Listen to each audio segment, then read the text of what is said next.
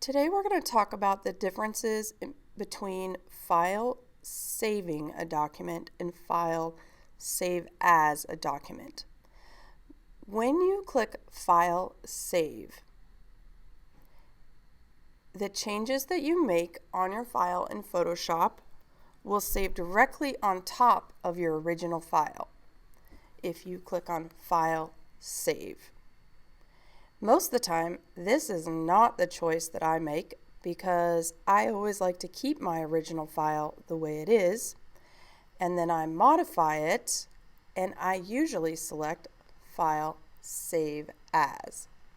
So when you pick or select Save As, this gives you many options in how you want to save your file as far as file type. Most of you are used to changing your Photoshop file to a JPEG.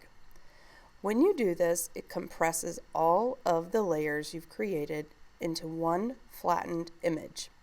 It also allows you the ability to compress it even further after the fact. But if you take a minute and you look at all the different format options you have, there are quite a few. It can be a little intimidating. So just look around, get used to your choices.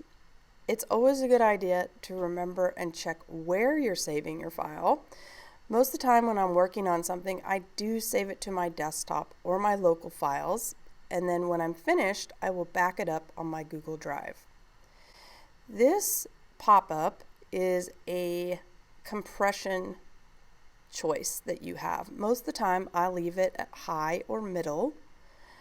But if you're building a website or a mobile app or something, you might want to compress your graphics further. But most of the time, just leave it alone and click OK.